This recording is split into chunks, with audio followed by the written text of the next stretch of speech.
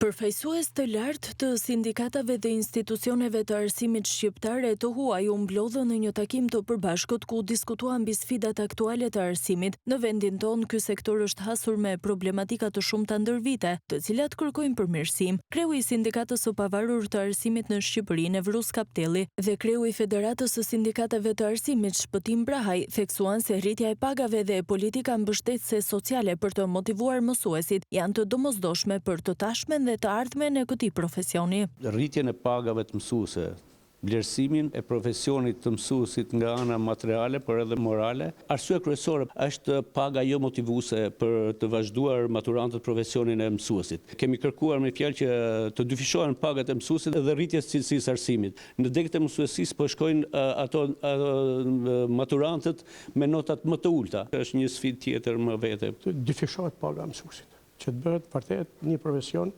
i motivuar duke u shpërblyer për punën që bën.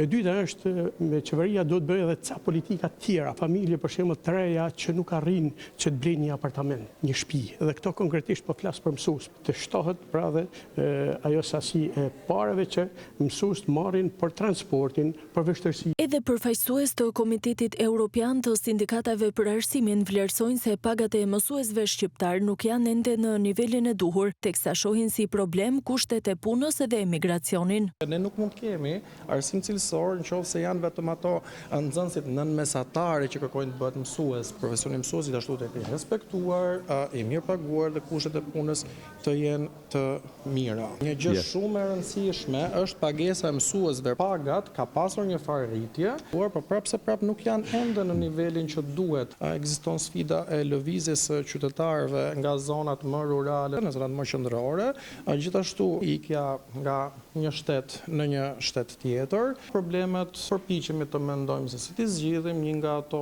është edhe që kemi numër më të ulët të studentëve. Në takimin me sindikatave të arsimit u diskutua për politikat europiane në arsim, të ardhmen e profesionit të mësuesit si dhe sfidat aktuale të arsimit.